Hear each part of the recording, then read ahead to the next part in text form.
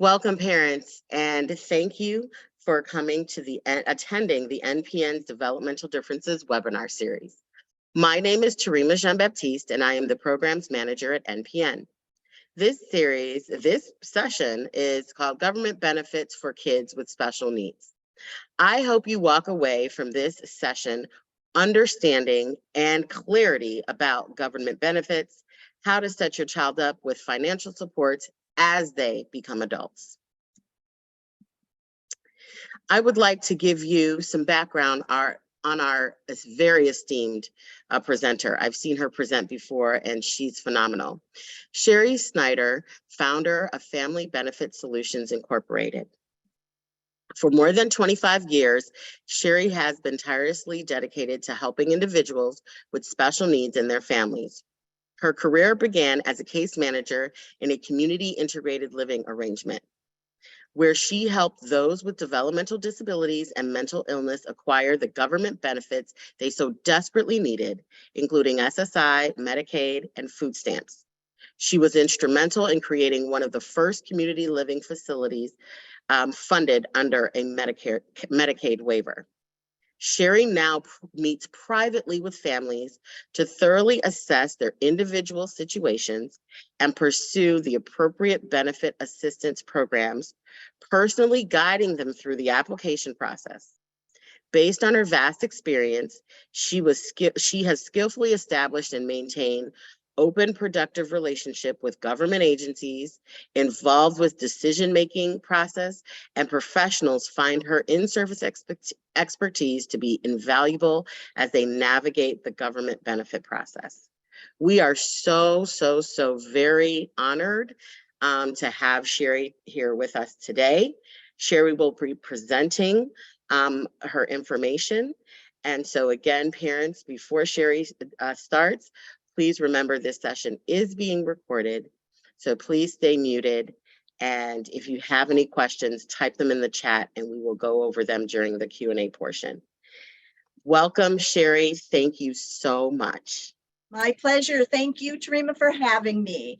So we're going to do basically almost like a timeline of what you need to do at what age of your child, because you hear from your neighbors and you hear from everyone what you should be doing. Some of the things you can do, and some of them it's too early to do. And we don't want to do things to get denied. So I'm not a fan of banging my head against the wall, watching it bleed and bang some more. We want to make sure that everything is the way it should be. So we're going to start out when we're pregnant. We're really excited about everything that's going to happen and we're really careful. And when we have our babies, we just want them to be healthy. You know, everyone's doing a boy or a girl, and I said healthy. You know, in my head, I may have thought something else, but I've always wanted my children to be healthy. Well, my son was due in February and my water broke in December. So he was 10 weeks early. So our path changed significantly. He was a premature baby. He was in, you learn all these acronyms. He was in the ICU and the NICU, the neonatal intensive care unit, and you learn all these different things that go on, and you have a whole different language and a whole different thing of what was in our head before the baby was born. So before Zach was born, I thought we'd stay 1 or 2 days in the hospital, come home and have everyone come over and meet him. And that certainly didn't happen. So, and there's no book for our change. There's lots of books for children that are born typically. You know, you don't take them outside with other people for a while and make everybody wash their hands. And the new thing, I went to somebody's house and they made sure I had some shot, the MMR shot, or who knows. But so there's a lot of books for kids that are typical, but not kids who come home for us at 3 months old on 3 machines. So we're going to go over a timeline of all the different things you can do now, and some you'll have to do later. And again, if you have any questions, please put them in the chat because we're going to save the end for Q&A. So at birth, if your infant stays in the hospital for some time, even after you leave, you can apply for SSI or supplemental security income because they are physically separated from their parents.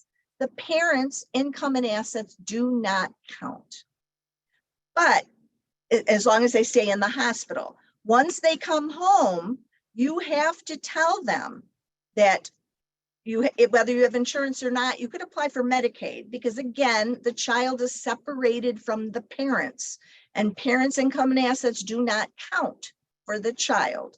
But when the child comes home, you have to tell SSI and or Medicaid within 10 days of any change. So when he was in the hospital, he could get SSI for the 3 months he was in the hospital. When he came home, we had to tell SSI and Medicaid he came home.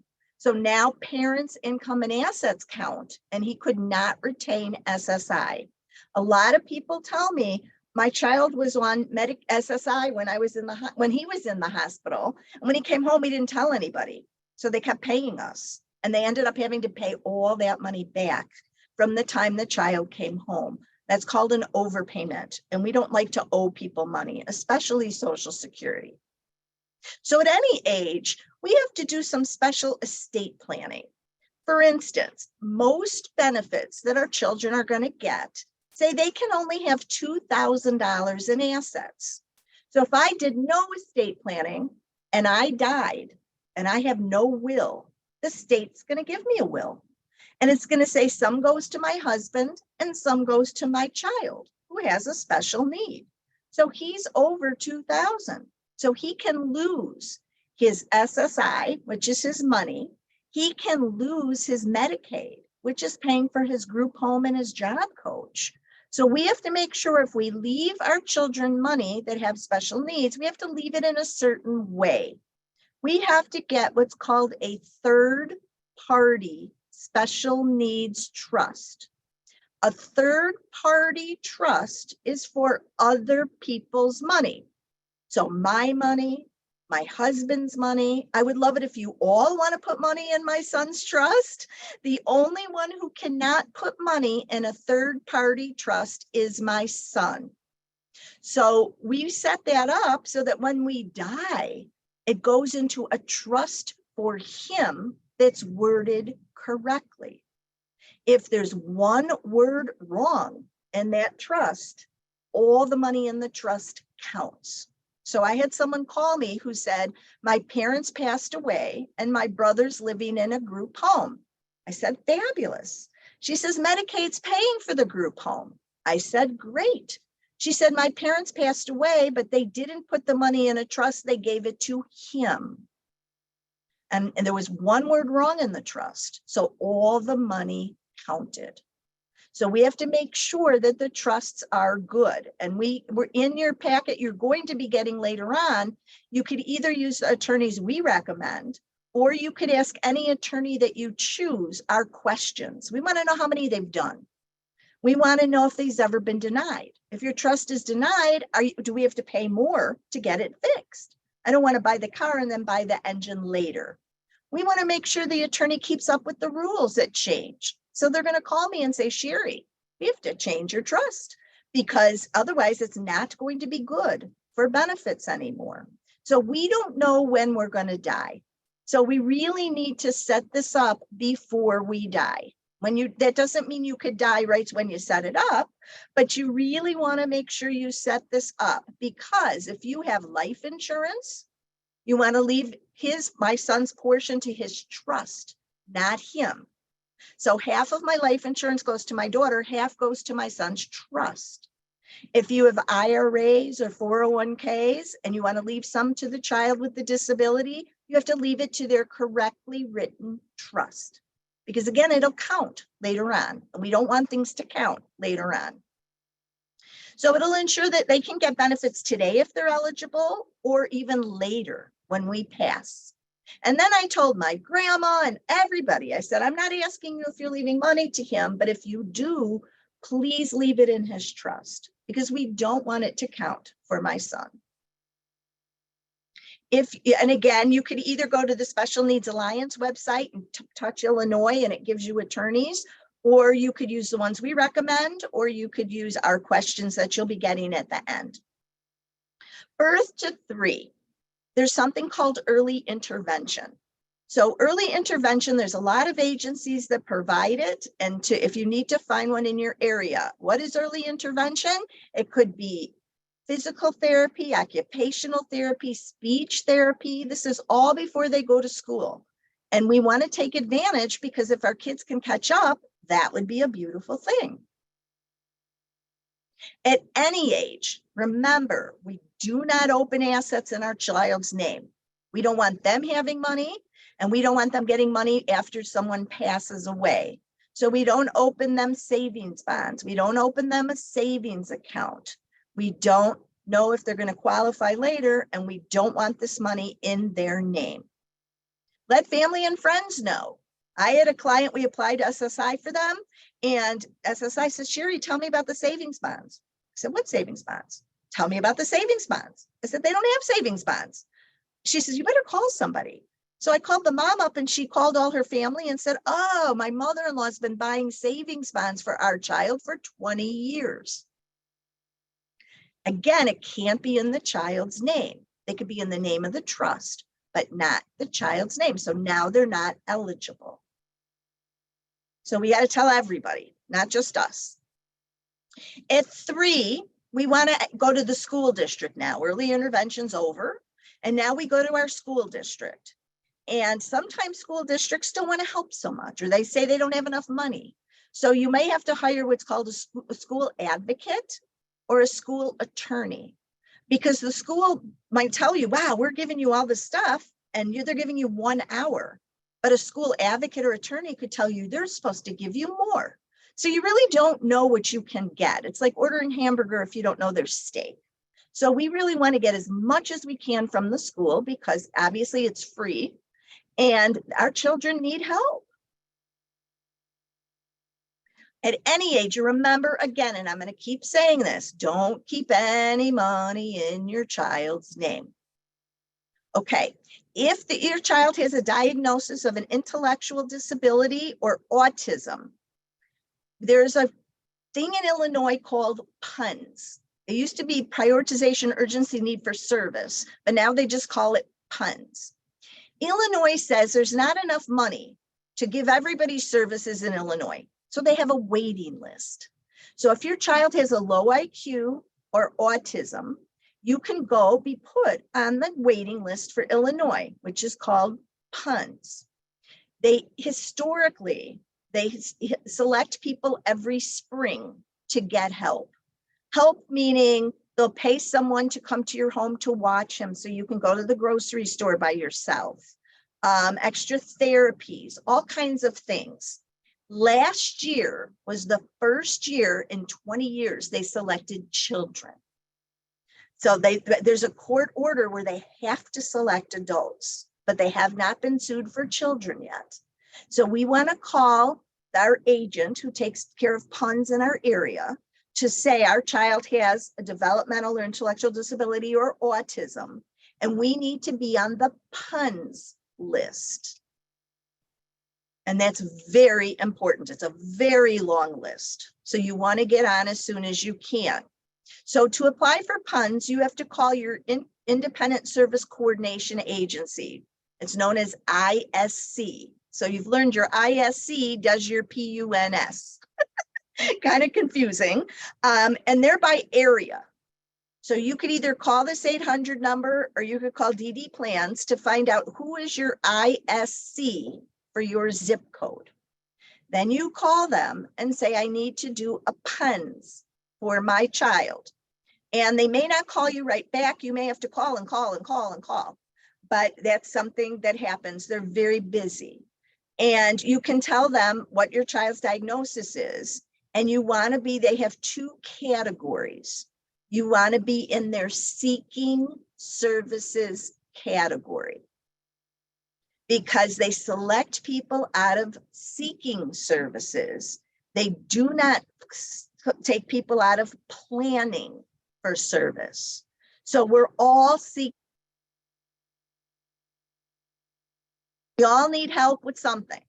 So we're going to go call our find out who the ISC is, call them and say, we want to put our child on the PUNS and we want to be in seeking services. And they're going to ask you a ton of questions. What can they do? What can't they do? And even, for instance, my son can brush his teeth. So if they ask me, can he brush his teeth? I want to say yes, but I've become the yes, but person.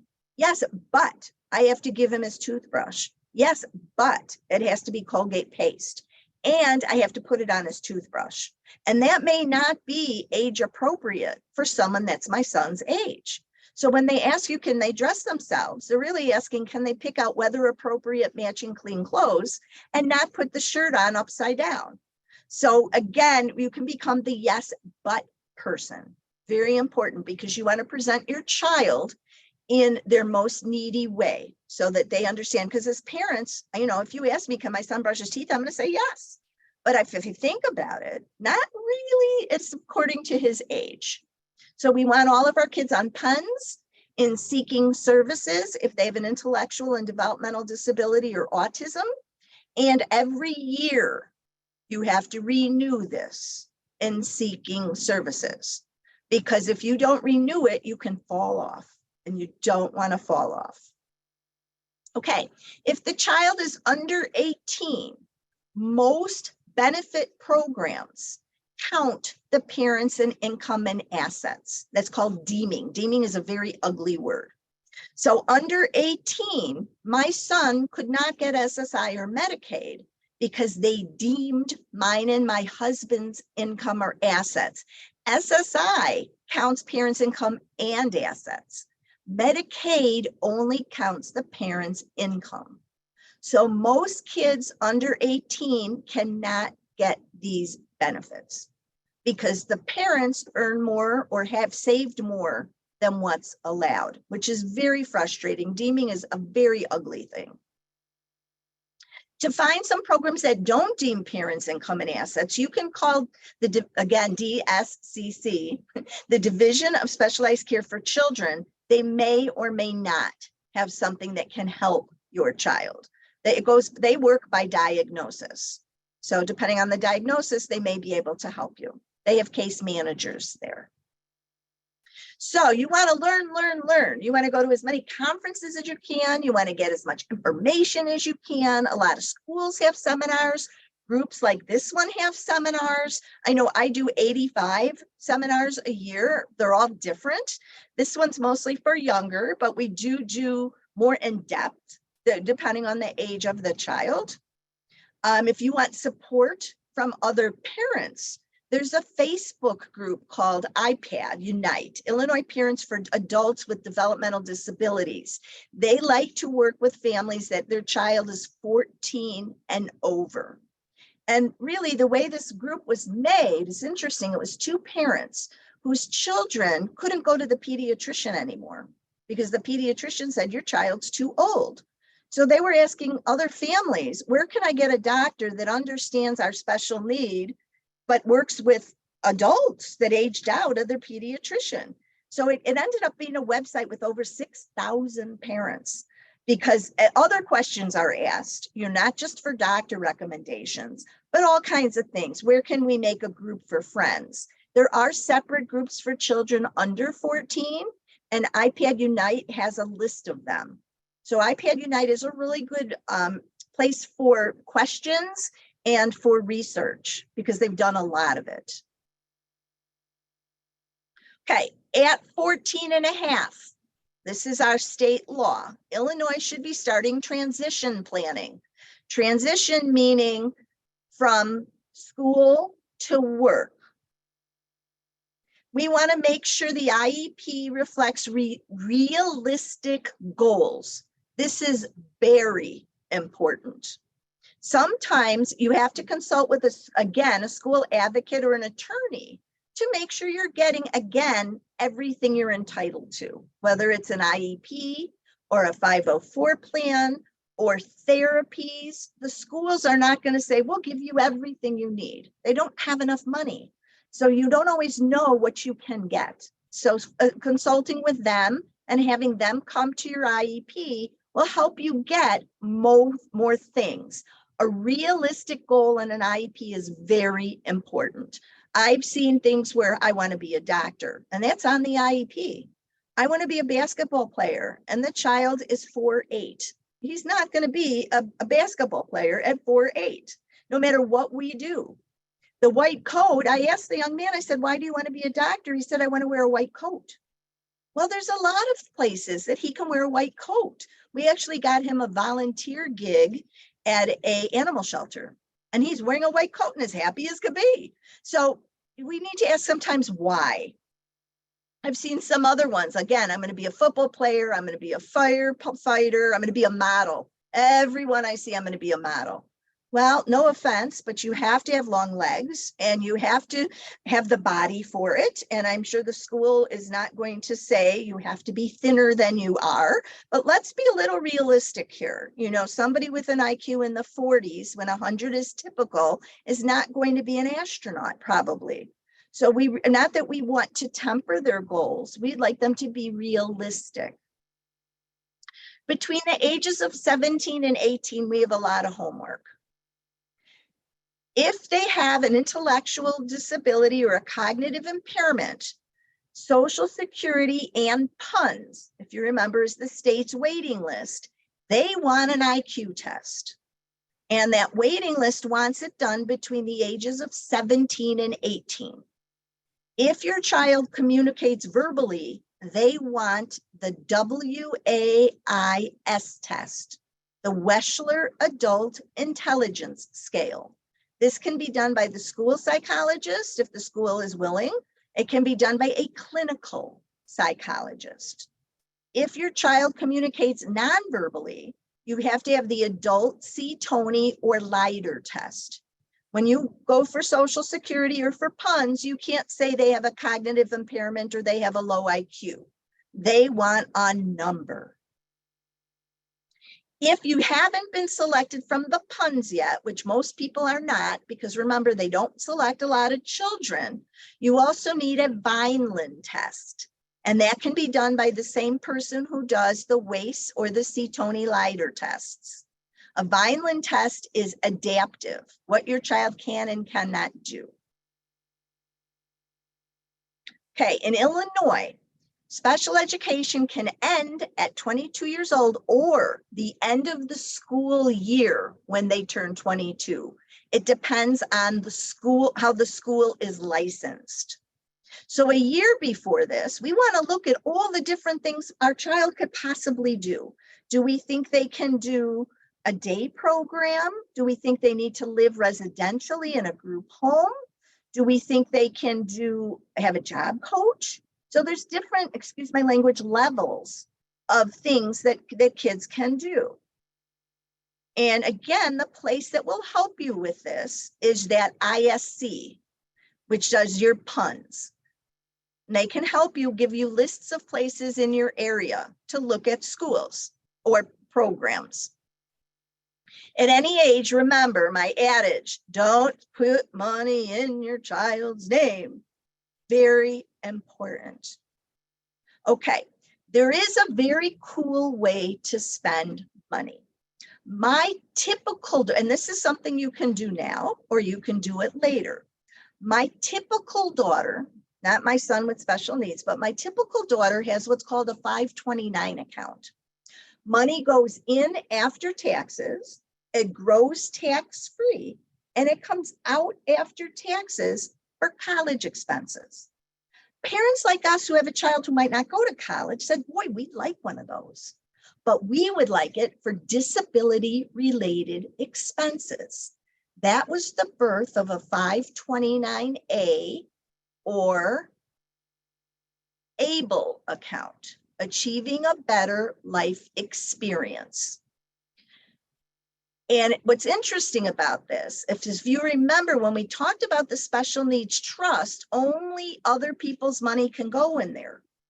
This, anybody's money can go in. My child's money can go in. My money could go in. Again, if you want to put money into my son's ABLE account, that would be fabulous. And this I like a lot better. Before the establishment of ABLE, my son would get his SSI check and know we had to go shopping because he couldn't keep all that money. And that goes against everything I believe in. I was brought up to save money.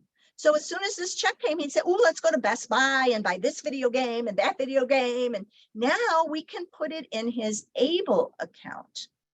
It can be in any state. My son's ABLE account happens to be in Ohio. You can have it in Illinois. Professional hat off, parent hat on. When we started doing this for my son, Illinois did not have a budget and I was very nervous in putting money in an ABLE account in Illinois. Things are different now, but ours is in Ohio. They're the first ones that established ABLE accounts. The other thing about ABLE accounts is some can have a debit card. Some invest money only for the future. Some invest money only for now, so it doesn't grow. The one that we have invests money for the future, and we have some money liquid now. So if money goes in after taxes, it grows tax-free, comes out tax-free for disability-related expenses. So it's known as an ABLE account. You're only allowed to have one per person with the disability. You can have one in any state. The most you can put in every year is $17,000. If you're working, you can put, if the applicant is working, you can put in more. That account, in the ABLE account, can never get more than $100,000, or SSI is not going to be happy and they may suspend it. Anybody's money can go in, which we love.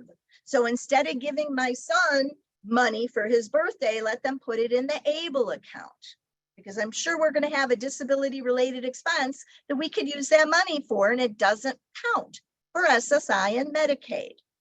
It's only to cover disability related expenses. Some ABLE programs give you a list of what you're allowed.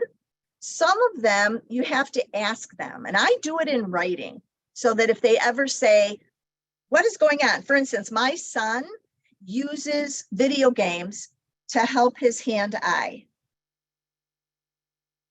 And because it helps his hand-eye, I don't know if you could see my face or not, we say it's a disability-related expense. So I sent an email and I said, can we use the ABLE account to buy a video game because it helps his hand-eye, which is a disability-related expense? It came back, yes.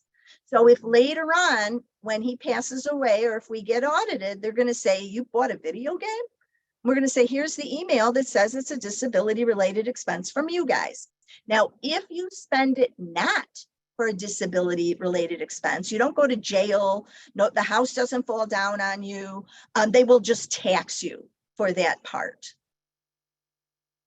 And sometimes there's a payback in these accounts. So if you put money in, every state is different. If you put money in this account and somebody passes away, sometimes we have to pay back Medicaid, but that varies by state. So when we turn 18, we apply for Medicaid, but 18 is a misnomer. They have to be 18 the first of the month. So my son turned 18 on December 11th. If I applied for him on December 11th, they're going to say, how old was he December 1st? He was 17. They're going to look at my income and assets. The first of the month he's 18 is January. So if I apply in January, they will not ask about my income and assets. If he gave birth to him on December 1st, I could apply December 1st because that's the first of the month he's 18. You can apply anytime you want, but the 18, the first of the month, is the first time parents' income and assets do not count. They are not deemed to the applicant. To get SSI, the person has to have assets under 2,000. That's why I keep saying, don't leave money in this child's name. If you are 17 and you're ready to apply and you go, oh no, we have over 2,000. You have to be very careful moving money around or cashing things in because they have a 3-year look back. So when I applied at 18, they said, what does your son have? And I said, he's a $75 checking account. They said, what did he have when he was 17, 16, or 15? And if I got rid of this money in not SSI friendly way, we cannot get SSI. So if your children are under 14, get rid of all their money in their name. But if they're 15, you're subject to the look back period, and you can put that money into an ABLE account. There's other things you can do that are SSI friendly, because when you apply for SSI at 18, You're allowed a house you live in, not that my son owns a home. He's allowed one car worth anything, not that I would give my son a car, and less than a total of $2,000, not in a trust or an ABLE account. Medicaid, if you have SSI, apply at 18. If not, they're going to look at parents' income because of something called relationship rules. So if you have SSI, apply at 18. If you don't, you have to wait till the child's 19 for them to not deem the parent's income. And that's a rule that they have that's called relationship rules. We have to keep Medicaid because Medicaid is going to pay for all of the programs our children do after school is done. So we have to get Medicaid and keep Medicaid, because there's 9 programs in Illinois that Medicaid pays for. So we want to make sure that we can get these programs. Now, a very interesting thing happened to me. When my son turned 18, my husband said, I get the SSI piece, but why are we doing Medicaid? Our son has Blue Cross Blue Shield. So I explained it to him the way I'm going to explain it to you. A man came to see me and he said, Sherri, I need you to get Medicaid for my son. I said, great. I asked income and asked questions. I said, wait a minute. Your son has $3 million, let alone what you have. Why do you need Medicaid? He said, when the program I like for him when he turns 22 does not take cash money. It only takes Medicaid. So for all these programs, we need to get Medicaid. At 18, nobody has to talk to you. Our children are adults under the eyes of the law. So there's different things you can do. You can do powers of attorney. You can do guardianship. You can do a new thing called supported decision-making. You are your child's guardian until they turn 18. The day they turn 18, they have no guardian. The health insurance company doesn't have to talk to you. The school doesn't have to talk to you. Nobody has to talk to you. So the same attorney you did for your trust should be able to explain guardianship and alternatives to you. And I believe we sent a packet on this with our stuff so that you can read it. Also, if you're not going to do guardianship, you can get a school power of attorney. A school power of attorney will let the school talk to you. We want to get, I prefer a disabled ID card. For a long time, I didn't want to label my son as disabled, but something very cool, 2 things happened in our life that changed my mind. The first one was a police car pulled up to my house. And my son hops out of the car, gives a high five to the policeman and comes in the house. And I go into the policeman, I said, what is going on? And he said, a bunch of boys were doing bad things. Your son was just watching. But I asked everybody for IDs. He had a disabled ID and we brought him home. The other boys are at the station. So that made me very happy that he was designated as someone could recognize he has a disability, because if you look at him, you can't tell. The other thing is we were flying to California to see my in-laws. And one of my son's issues is he's an extreme germaphobe. So the TSA agent said, you need to take your shoes off. He said, I am not taking my shoes off. So now TSA thinks he's a shoe bomber, just great. I said, honey, show him your ID. And it said disabled, and they treated him completely different. So I'm now a big fan of having my son labeled, because my son does not, he doesn't have you can't see that he has a disability. RTA and CTA and everybody, they have fare permits for Americans with Disability Act paratransit service. When our boys turn 18, they have to apply for the draft. The Army, the Navy, the Marines, they all call your house. There's nowhere to check that they have a disability. I'll never forget, we were eating dinner one night and the phone rang and I answered it and they said, Zach Schneider, ma'am. I said, who is this? It's the Navy, ma'am. And like word vomit came out of my mouth. I said, are you really going to give him a gun? And can he bring his breathing machine?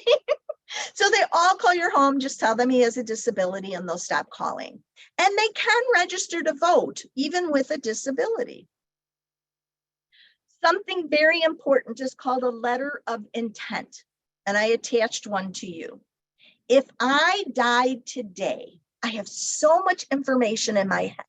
And this is something you all can do right now, in fact. I have so much information in my head, I never wrote it down. So I attached a letter of intent. You don't have to use mine, but you can use any one you want.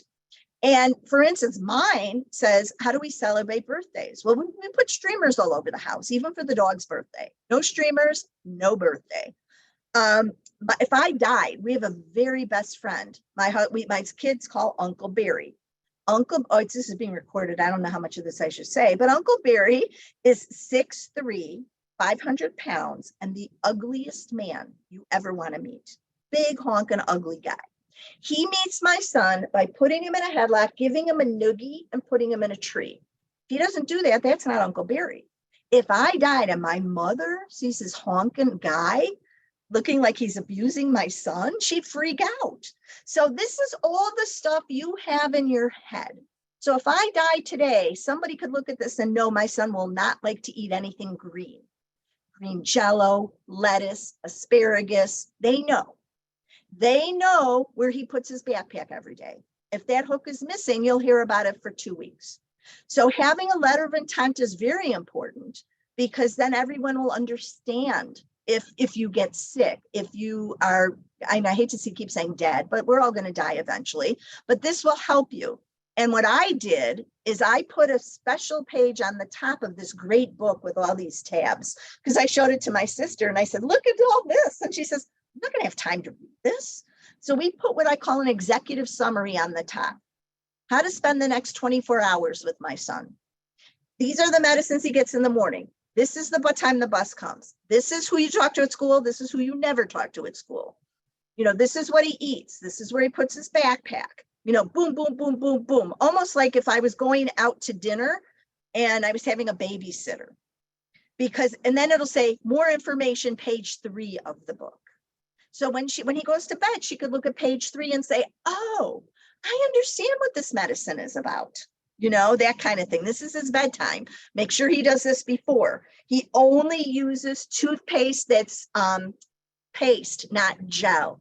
The toothbrush always has to be in the holder with the koala bear on it. It makes your life so much easier. It makes his life so much easier. And I attached one that you can use. We put it on a disc, and every time something changes, we just change the disc. So it's all different things. There's a whole section on seizures. My son doesn't seizure. I skipped it. But we took a whole bunch of different letters of intent, and we gave one to my sister, and we change it every time things change. So there's a lot of attachments with our PowerPoint. You're going to get a thing about all those different letters that things stand for, acronyms. You're going to get a sample letter of intent. You're going to get guardianship and alternatives. You're going to get a bunch of stuff. And you'll also get a copy of our timeline. So now we're ready for questions, and I really hope this helped you guys today. Thank you so much, Sherri. If you have any questions, please type them in the chat. I will hold back and allow others, because I have questions as a mom of a 13-year-old. I was taking notes vigorously. So if you have any questions, please type them in the chat. You can even write in the chat that it helped you or it was a waste of your time and don't do this again. You can do that too. We just want to make sure you're around. Yeah. Well, I'll kick it off, Sherri. So you talked about the ABLE account. Maybe I missed it, but where do we start? How do we set that up? Or is it like any bank? How does that work? What a great question. In the paperwork I gave to you, I gave you a little ditty about ABLE, an article. And then I also gave you all of the different states' programs. So for instance, each plan has a cost to join. Each plan has an ongoing fee. They don't all have debit cards. They don't all invest for the future or keep some liquid. So I gave you all the phone numbers of all the states, and you can call. And some people say, well, Sherri, what's the best one? It's not what's best, it's what's best for you. So if you're going to use that money, you're going to want to keep it liquid and not have it invested. If you want it to grow, you might want some invested, but not all. So you can call all the different states that are in the article, not in the article, they're behind the article, and figure out which is best for you. You can't do it at a bank. You have to do it at a state. Some states have all different states joined together. So they invest the money and they get a better result because they have more money to do that with. Illinois does give you a small income tax credit, but you can use whichever plan you think about what's important to you and then call that state. The rule is your child has to meet the disability rules for having a disability according to Social Security. Got it. So you can't do it for a child without issues. Okay, we do have a question. I missed most of the meeting. EBT card we didn't receive in 2020. Whoa, hold on, I'm sorry, went away. We didn't receive in 2020. What's difference in IEP and 504 in getting disability ID and benefits? Okay, I don't know if I understand your question, but I'll go with it. EBT, okay. I don't know anything about. People just were getting them and then people stopped getting them. So that's not a me thing, unfortunately. An IEP and a 504. An IEP is an individualized education plan or program, and a 504 is a plan where they can make allowances for you. So an IEP spells everything out, your goals, what you're working on. A 504 may say, please allow him more time for a test in a quiet area as allowances because he cannot function in a loud, noisy area and takes longer. So there are different plans you can have with the school depending on what your child needs. A disability ID card has nothing to do with benefits, an IEP or a 504.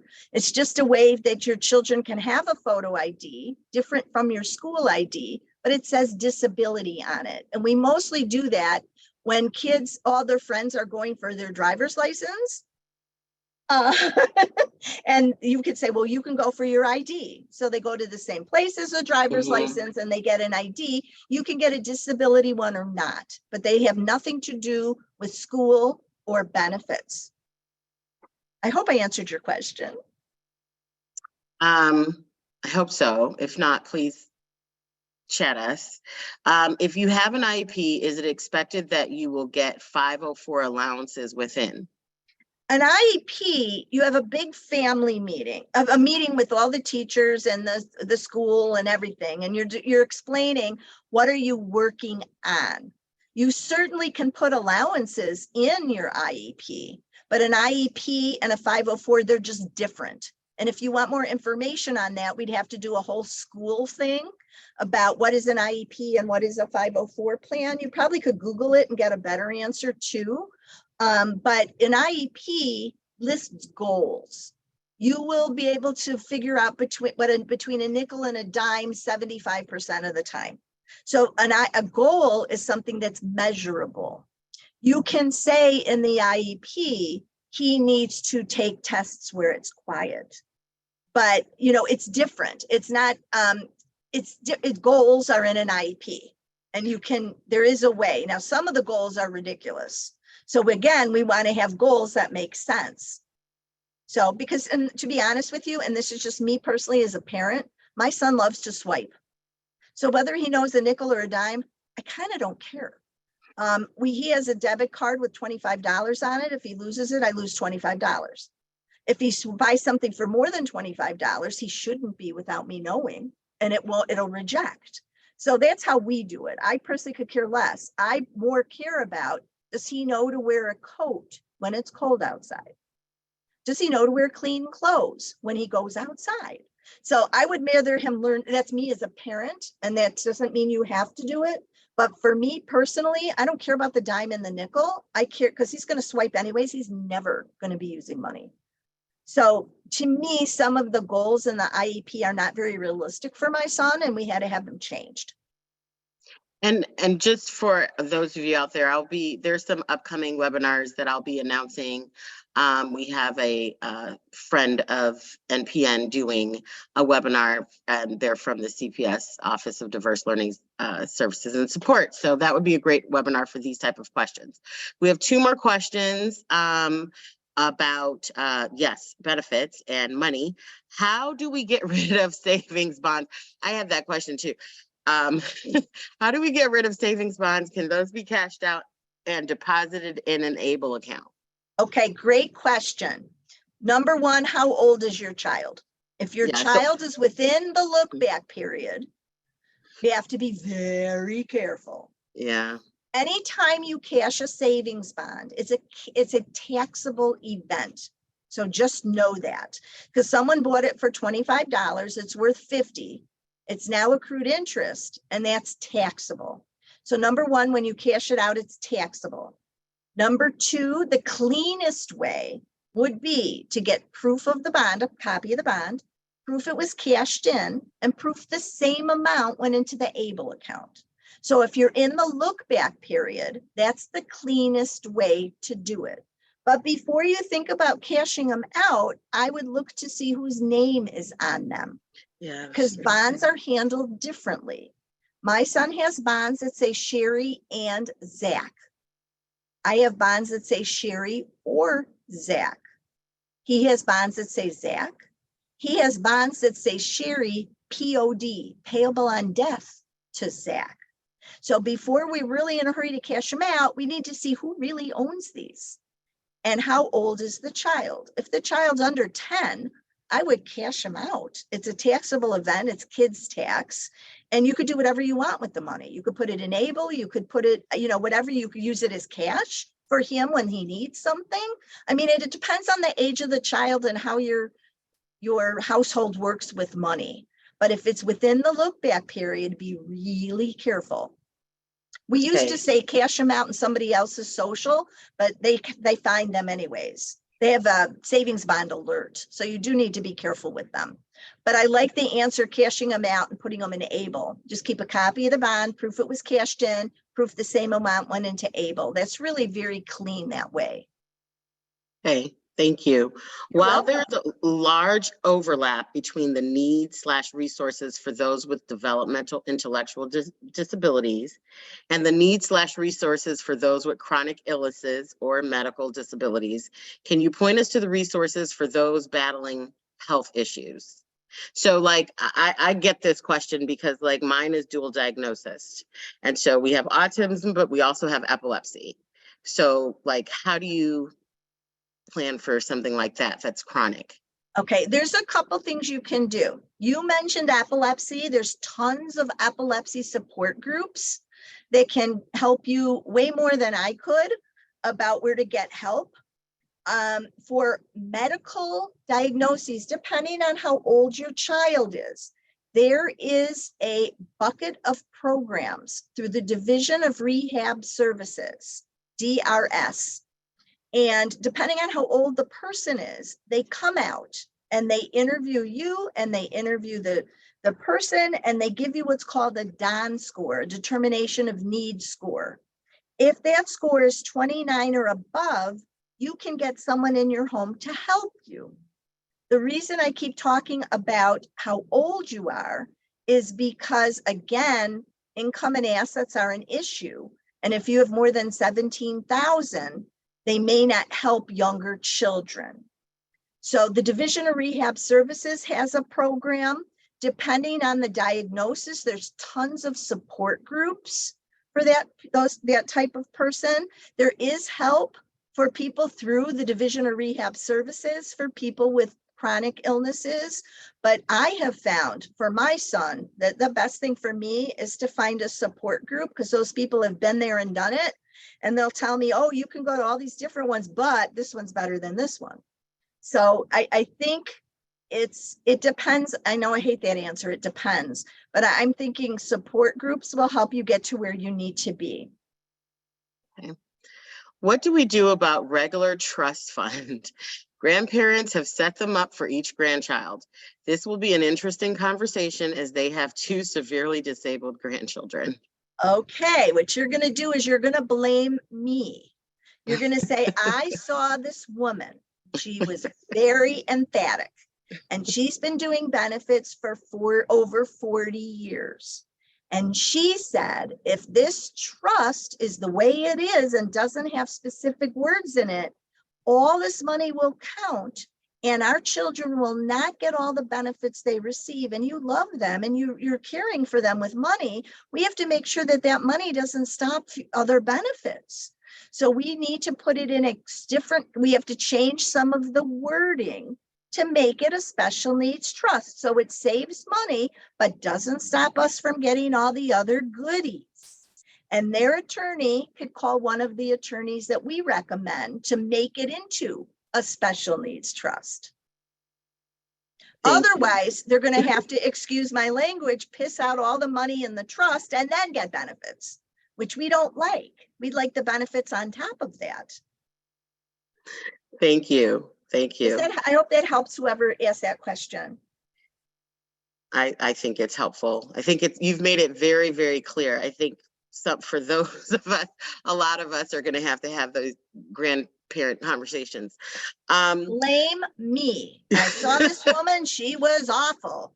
She told me all these things and oh my God. Okay, we have time for one last question. Does receiving child support affect having an ABLE account or trying to receive SSI? Okay, ABLE accounts doesn't care if you get child support. In fact, there's a certain way child support can go directly into an ABLE account, but it's not for everybody. SSI looks at, looks at earned and unearned income. Child support is unearned income, and it will definitely affect SSI. There is a very cool thing you can do to get both. Now, most states, child support for somebody with a disability can go their whole lifetime. In Illinois, we have to ask permission from the judge. So at 18, we get permit, we go to the judge and say, we have child support till 18, but my child has a disability. And most of the time it's awarded. But remember, we need that SSI. So there's a very cool thing you can do. Remember, we talked about special needs trusts. There's actually two kinds of special needs trusts. We talked about the first one. If you remember, the first one was called a third-party trust, and that was for other people's money. Well, there's another kind of trust. It's got a lot of different names. Some attorneys call it a D4A. Some attorneys call it an OBRA 93, because the Omnibus and Budget Reconciliation Act says we can have one. Some call it a first party trust. I call it the oops trust. Oops, my son is getting child support. Oops, my son has got money and grandma didn't leave it in the third party trust. She gave it to him and we told her not to. This first party trust is only for the child's money or child support, but it has to be court order directed to be paid. So once I get the verdict from the judge that says you get child support forever, but it has to be paid into the first party trust. So the child support comes in, it goes directly into this first party bank account trust. Then if this trust is worded correctly, that money doesn't count anymore for SSI or Medicaid. So again, the attorneys that do trusts know the difference between first and third. First is where child support could be court ordered paid and not affect SSI as long as it's worded correctly. I have pictures. You want me to put them up or are we okay? Had myself muted. We are okay. I want to thank Sherri. I hope you guys understand. I reached out to Sherri because I saw her and I was like, my NPN parents need Sherri. And I know she had a lot of information. She has sent me all the information, and it will be sent out on Monday, along with the link to the video. Sherri, we have had these webinar series through, I want to say since January. So you ended us, this is our last Developmental Differences webinar series for this season, and we ended on a bang with you. And I want to thank you so much. For those of you who missed some of the past ones, I just dropped that link in the chat. And again, I will be sending out the same link and this video will be part of that on Monday, along with all of the handouts that Sherri sent. NPN still has resources going. On Wednesday, May 17th, our parent support group, Sherri talked about that, how important parent support groups are. Well, our NPN Developmental Differences Parent Support Group will be meeting on Wednesday, May 17th. So I put the link in the chat there. And then I know we had some questions about IEPs. Well, Friends of NPN at StarNet Chicago will be hosting a webinar this Tuesday, May 17th, featuring Kimberly Johnson from Chicago Public Schools Office of Diverse Learning Services and Supports. And she will be giving an IEP refresher, as well as be there to answer a lot. I know a lot of people, especially this time of year, have a lot of questions around IEPs, changes, all of that good stuff. So again, I'm dropping that link in the chat as well. You can register for that through the NPN website. NPN always has a lot of resources for you. So thank you, Sherri. Thank you again. Thank you, parents, for joining us, and look out for the email on Monday. Have a great weekend. Bye-bye, all. My pleasure. Thank you for having me. Bye.